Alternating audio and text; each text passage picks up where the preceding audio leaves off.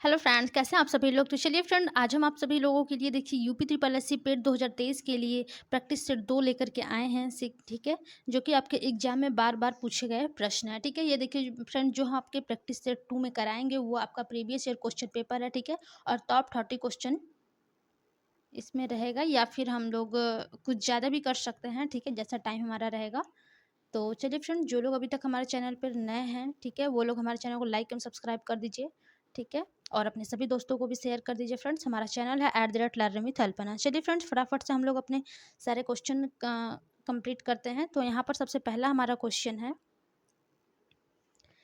निम्नलिखित में से किस अधिनियम ने बैंकों के राष्ट्रीयकरण के लिए शर्तें निर्धारित की। ठीक है, यानी कि आपसे क्वेश्चन किया गया है कि किस अधिनियम ने बैंकों के राष्ट्रीयकरण के लिए शर्तें निर्धारित की थी। तो पहला ऑप्शन है बैंकिंग कंपनियां अधिनियम 1970, यानी कि उपक्रमों का अधिग्रहण और हस्तांतरण। ठीक है, और दूसरा ऑप्शन है भारतीय रिजर्व बैंक, यानी कि सार्वजनिक स्वामित्व में हस्तांतरण अधिनियम। ठीक है, और सी है बैंकिंग विनिमय अधिनियम। चौथा है उपरोक्त में से कोई नहीं। तो देखिए फ्रेंड, जो आपका क्वेश्चन पूछा गया है कि निम्नलिखित में से किस अधिनियम ने बैंकों के राष्ट्रीयकरण के लिए शर्तें निर्धारित की है, तो इसका जो करेक्ट ऑप्शन होगा फ्रेंड्स, वो आपका 1 हो जाएगा, बैंकिंग कंपनियां अधिनियम 1970। ठीक है, यहाँ पर सबसे करेक्ट ऑप्शन फ्रेंड्स पहला है। चलिए अगला क्वेश्चन देखते हैं हमारा क्या है।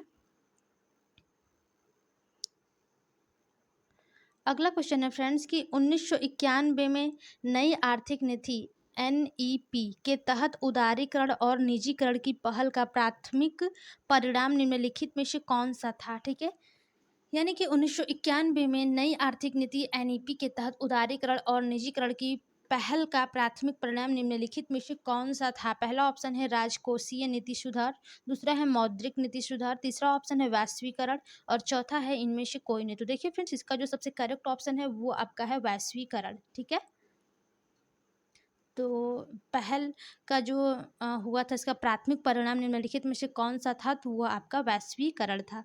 अगला क्वेश्चन है, निम्नलिखित में से किसे भारत में हरित क्रांति के जनक के रूप में जाना जाता है। पहला ऑप्शन है डॉक्टर अरुण कृष्णन, दूसरा है MS स्वामीनाथन, सी ऑप्शन है वर्गीज कुरियन, और चौथा है आपके सैम पित्रोदा। तो देखिए फ्रेंड, जो आपके हरित क्रांति के जनक हैं वो आपके कौन है, MS स्वामीनाथन। और देखिए यहाँ पर जो वर्गीज कुरियन है फ्रेंड्स, वो आपके श्वेत क्रांति के जनक हैं। ठीक है, तो यहाँ पर सबसे करेक्ट ऑप्शन जो है वो आपका ऑप्शन नंबर सेकंड, यानी कि बी। चलिए अगला क्वेश्चन देख लेते हैं फ्रेंड्स। अगला क्वेश्चन है, भारतीय संविधान के लिए DPSP, ठीक है, यानी कि राज्य नीति के निदेशक सिद्धांत निम्नलिखित में से किस संविधान से प्रेरित थे। देखिए फ्रेंड्स, हमने जो आपके प्रीवियस ईयर्स जो आपके कल हमने क्लास कराई थी स्पेशल संविधान से संबंधित, ठीक है, संविधान स्पेशल से संबंधित जो हमने आपको 30 क्वेश्चन कराए थे, वो फ्रेंड्स आप लोग जरूर देखिए, प्लेलिस्ट में जा करके पढ़िएगा। ठीक है, तभी आप लोगों को समझ में आएगा। और देखिए, संविधान से क्वेश्चन हर बार आते हैं। ठीक है, तो यहाँ पर देखिए आपसे पूछा गया है नीति के निर्देशक सिद्धांत यानी कि किस संविधान से प्रेरित थे, तो वो आपके कौन है। पहला ऑप्शन है USA, दूसरा है फ्रांस, तीसरा है आयरलैंड, और चौथा इनमें से कोई नहीं। तो देखिए फ्रेंड, जो आपके DPSP है वो आपके आयरलैंड के संविधान से प्रेरित है। ठीक है, यानी कि सी ऑप्शन जो है वो बिल्कुल करेक्ट है। अगला क्वेश्चन है, भारतीय संविधान के अनुच्छेद 19 में कौन सा अधिकार शामिल है। ठीक है, पहला ऑप्शन है संवैधानिक उपचारों का अधिकार, वाक और अभिव्यक्ति स्वातंत्र का अधिकार, तीसरा है शोषण के विरुद्ध अधिकार, चौथा है धर्म की स्वतंत्रता का अधिकार। तो देखिए फ्रेंड, जो भारतीय संविधान के अनुच्छेद 19 में अधिकार शामिल है वो आपका क्या है, वो आपका है वाक और अभिव्यक्ति स्वतंत्र का अधिकार। ठीक है, यानी कि बोलने की स्वतंत्रता जिसमें होती है। ठीक है, तो ये आपके 19 में, यानी कि अनुच्छेद 19 में शामिल किया गया है इसको। ठीक है, तो यहाँ पर सेकंड ऑप्शन जो है वो बिल्कुल करेक्ट है। चलिए अगला क्वेश्चन देखते हैं फ्रेंड्स। अगला क्वेश्चन है, संसदीय प्रणाली में कार्यपालिका किसके प्रति उत्तरदायी होती है। ठीक है, जो आपकी संसदीय प्रणाली में कार्यपालिका होती है वो किसके प्रति उत्तरदायी होती है। तो पहला है विधानमंडल, दूसरा ऑप्शन है जनता, तीसरा है न्यायपालिका, और चौथा इनमें से कोई नहीं। तो देखिए फ्रेंड्स, इसका जो सबसे करेक्ट ऑप्शन होगा वो आपका हो जाएगा विधानमंडल। ठीक है, संसदीय प्रणाली में कार्यपालिका जो होती है वो विधानमंडल के प्रति उत्तरदायी होती है। ठीक है, अगला क्वेश्चन है, निम्नलिखित में से कौन सी भारतीय संविधान की मुख्य विशेषता नहीं है? देखिए फ्रेंड्स, यहाँ पर आपसे नहीं वाले क्वेश्चन दिए गए हैं, थोड़ा ध्यान से देखिएगा कि निम्नलिखित में से कौन सी भारतीय संविधान की मुख्य विशेषता नहीं है। पहला है लिखित और विस्तृत संविधान, दूसरा है द्विस्तरीय सरकार, तीसरा है एकल नागरिकता, चौथा है आपका सार्वभौमिक वयस्क मताधिकार। तो देखिए फ्रेंड, जो नहीं है आपका भारतीय संविधान की मुख्य विशेषता, ठीक है, वो आपका है एकल नागरिकता। ओके, तो यही आपका नहीं होगा फ्रेंड्स। चलिए अगला क्वेश्चन देखते हैं, यानी कि जो करेक्ट ऑप्शन है वो आपका ऑप्शन नंबर 3 है। अगला क्वेश्चन है आपका, एक हार्स पावर लगभग कितने वाट के बराबर होता है? ठीक है, एक हार्स पावर जो है वो कितने वाट के बराबर होता है? 746 वाट, 748 वाट, 756 वाट, इसमें से कोई नहीं। तो देखिए इसका जो सबसे करेक्ट ऑप्शन है फ्रेंड्स, कि जो एक हार्स पावर में लगभग कितने वाट होते हैं, यानी कि कितने वाट के बराबर होते हैं, तो वो आपके 746 वाट के बराबर होते हैं, यानी कि जो फर्स्ट ऑप्शन है बिल्कुल करेक्ट है। अगला क्वेश्चन है, निम्नलिखित में से कौन सी एक रासायनिक अभिक्रिया नहीं है? यहाँ पर देखिए आपसे नॉट वाले क्वेश्चन दिए गए हैं कि रासायनिक अभिक्रिया नहीं है। पहला है कोयले का जलना, भोजन का पाचन, कागज का जलना, पानी का भाप में रूपांतरण। तो देखिए जो आपका रासायनिक अभिक्रिया नहीं है वो आपका क्या है? पानी का भाप में रूपांतरण। ठीक है, बाकी ये सब आपके रासायनिक अभिक्रिया है। तो यहाँ पर जो फोर्थ ऑप्शन है बिल्कुल करेक्ट है। चलिए अगला क्वेश्चन देखते हैं। अगला क्वेश्चन है, पायरिया निम्न में से किसका रोग है? तो देखिए फ्रेंड्स, पायरिया निम्न में से किसका रोग है? नाक का, मसूड़ों का, हृदय का, फेफड़ों का। तो ये आपके किसका रोग है? ये आपके मसूड़ों का है। ठीक है, अगला क्वेश्चन है, फ्लोएम एक ऊतक है जो निम्नलिखित में से किसमें पाया जाता है? ठीक है, फ्लोएम जो है वो एक ऊतक है जो निम्नलिखित में से किसमें पाया जाता है? पहला है पौधों, दूसरा है स्तनधारियों, तीसरा है जानवरों के प्रजनन अंगों और चौथा है कीटों। तो देखिए यहाँ पर जो सबसे करेक्ट ऑप्शन होगा कि जो फ्लोएम है वो एक ऊतक है जो निम्नलिखित में से किसमें पाया जाता है, तो वो आपके देखिए फ्रेंड्स पौधों में पाया जाता है फ्लोएम। ठीक है, चलिए यानी कि फर्स्ट ऑप्शन बिल्कुल करेक्ट है। अगला क्वेश्चन देख लेते हैं हमारा क्या है।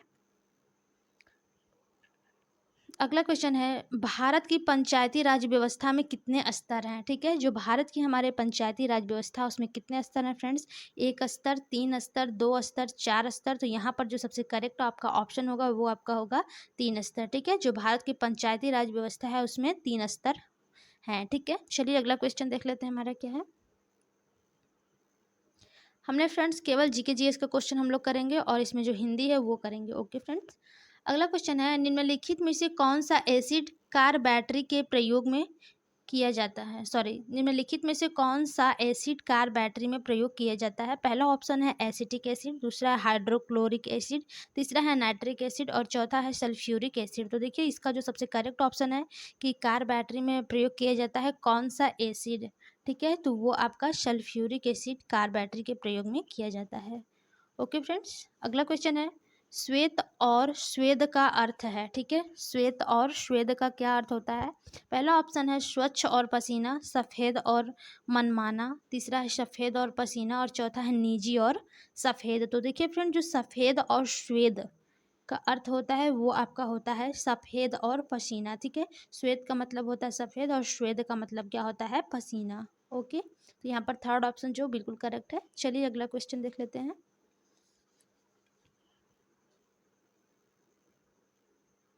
अगला क्वेश्चन है, खाक में मिलाना मुहावरे का अर्थ है। देखिए फ्रेंड्स, हम आप लोगों को जो हिंदी स्पेशल क्लास कराते हैं उसमें मुहावरा, ठीक है, पर्यायवाची विलोम, सब ये हम आप सभी लोगों को कराते हैं। तो आप लोग प्लीज़ जा करके हमारे प्लेलिस्ट में जा करके ज़रूर पढ़िएगा। ठीक है, तो देखिए खाक में मिलाना मुहावरे का क्या अर्थ होगा?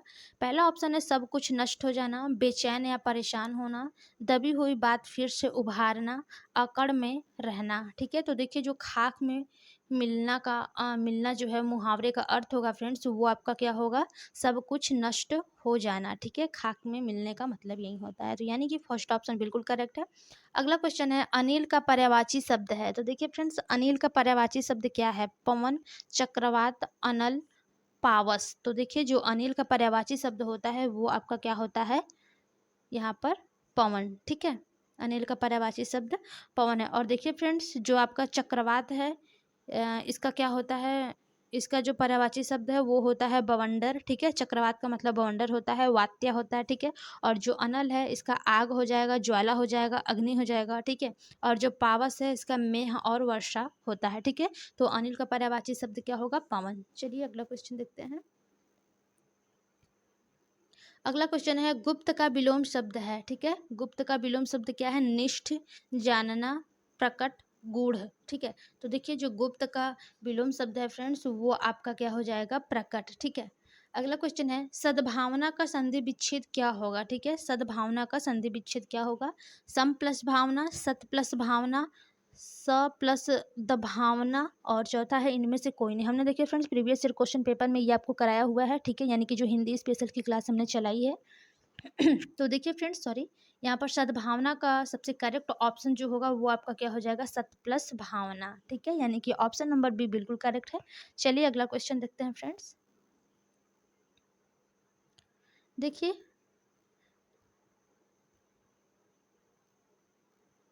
अगला क्वेश्चन है यहाँ पर आपका द अनामलाई रीड टेल नाम की, ठीक है, द अनामलाई रीड टेल नाम की डैमजल फ्लाई की एक नई प्रजाति की खोज किस राज्य में की गई है? तो देखिए केरल में, असम, तमिलनाडु, इनमें से कोई नहीं। तो देखिए फ्रेंड्स इसकी जो खोज की गई है द अनामलाई रीड टेल नामक की जो डैमजल फ्लाई है, ठीक है, इसकी एक नई प्रजाति की खोज की गई है। तो कौन सा राज्य किया है? तो यहाँ पर देखिए केरल जो है वहीं किया है, ठीक है। यहाँ पर सबसे करेक्ट ऑप्शन यही हो जाएगा, ठीक है, कि जो द अन्नामलाई रेड टेल नामक की जो डेम जल फ्लाई है, ठीक है, इसकी एक नई प्रजाति की खोज केरल राज्य में की गई है, ठीक है। चलिए अगला क्वेश्चन देखते हैं।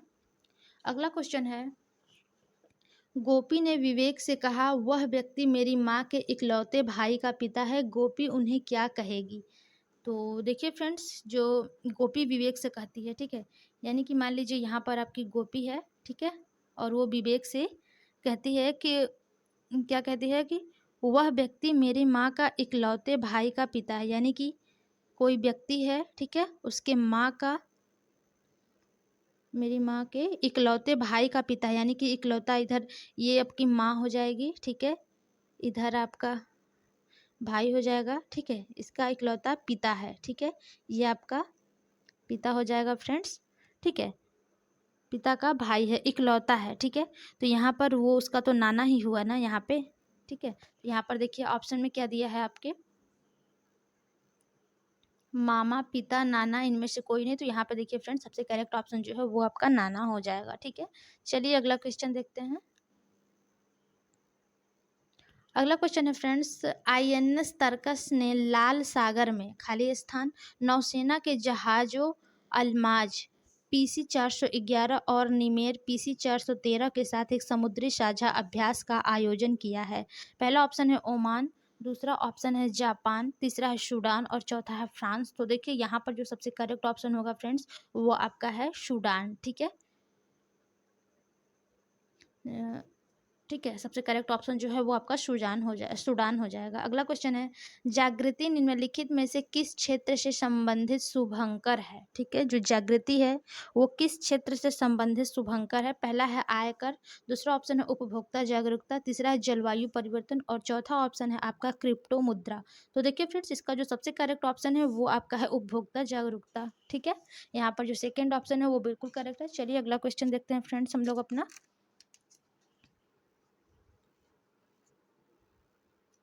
देखिए अगला क्वेश्चन है यहाँ पर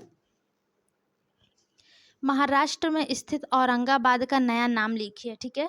महाराष्ट्र में जो स्थित आपका औरंगाबाद है फ्रेंड्स उसका नया नाम क्या है? तो पहला ऑप्शन है संभाजी नगर और दूसरा है धुले, तीसरा है धाराशिव, चौथा है सतारा। तो देखिए यहाँ पर जो सबसे करेक्ट ऑप्शन है वो आपका है संभाजी नगर, ठीक है। महाराष्ट्र में जो औरंगाबाद है फ्रेंड्स इसका नाम नया बदल करके संभाजी नगर रख दिया गया है, ठीक है। अगला क्वेश्चन है भारतीय पारंपरिक विज्ञान पर किस देश के सर्वदलीय संसदीय समूह को आयुर्वेदिक रत्न पुरस्कार से सम्मानित किया गया, ठीक है, यानी कि जो भारतीय पारंपरिक विज्ञान पर, ठीक है, किस देश के सर्वदलीय संसदीय समूह को आयुर्वेद रत्न पुरस्कार से सम्मानित किया गया है? तो ये आपका पहला ऑप्शन है यूके, दूसरा है यूएई, तीसरा है चीन और चौथा है रूस। तो यहाँ पर देखिए सबसे करेक्ट ऑप्शन जो है फ्रेंड्स वो आपका क्या है? यूके, ठीक है। इसी को सर्वदलीय संसदीय समूह को यानी कि यूके को ही आयुर्वेद रत्न पुरस्कार से सम्मानित किया गया है, ठीक है।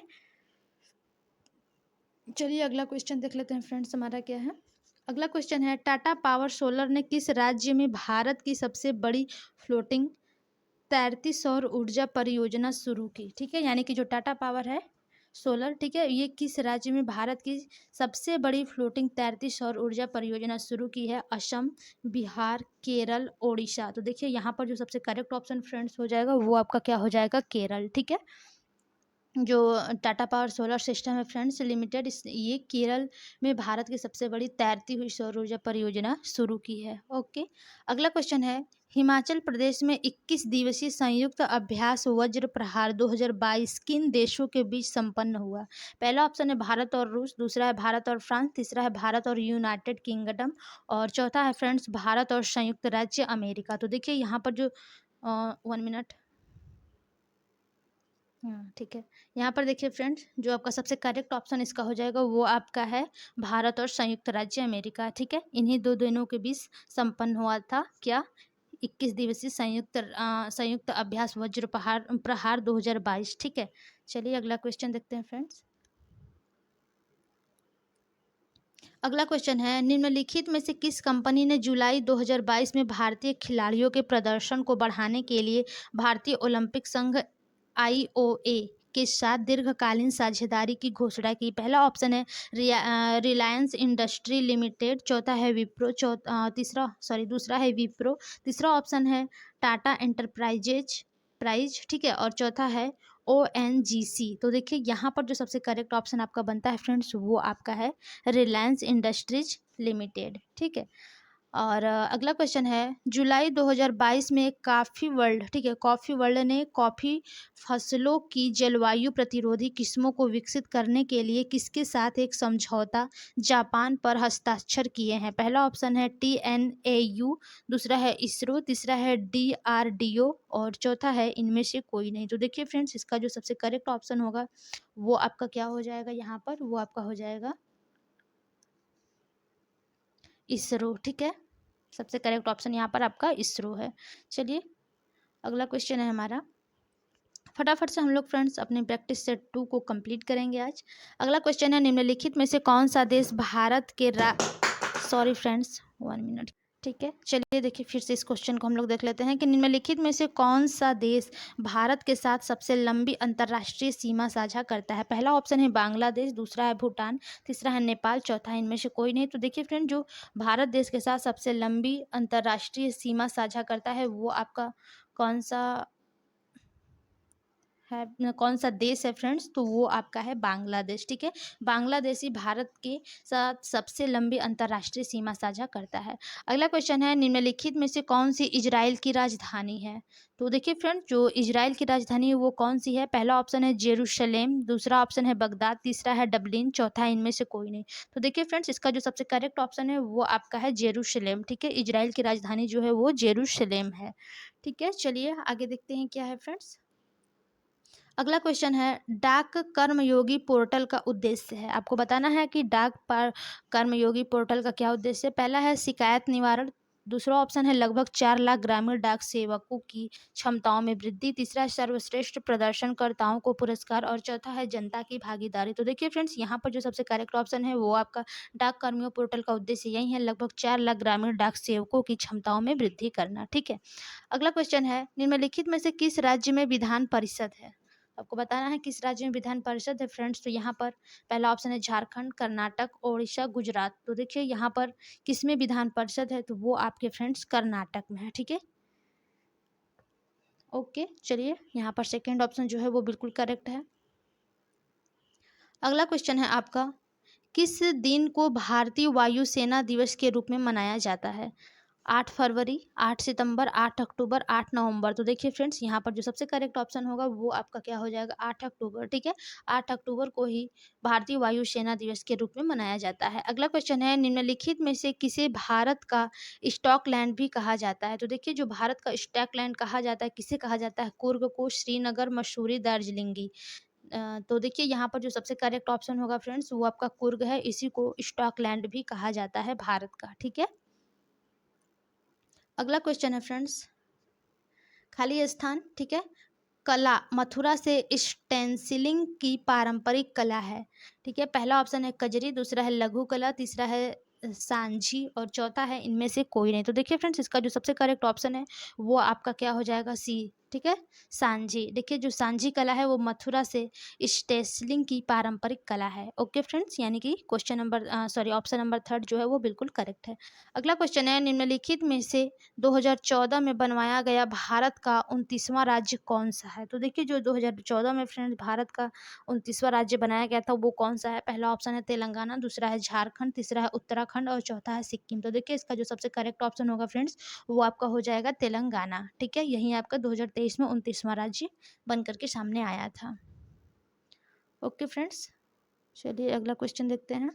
अगला क्वेश्चन है, निम्नलिखित में से किस व्यक्ति ने प्रसिद्ध पुस्तक the story of my experiment with truth लिखी है? ठीक है, तो पहला ऑप्शन है महर्षि दयानंद सरस्वती, दूसरा है जवाहरलाल नेहरू, तीसरा है महात्मा गांधी, चौथा सरदार वल्लभ भाई पटेल। तो देखिए यहाँ पर जो पुस्तक लिखी है the story of my experiment with truth, ये आपके महात्मा गांधी जी ने लिखी है।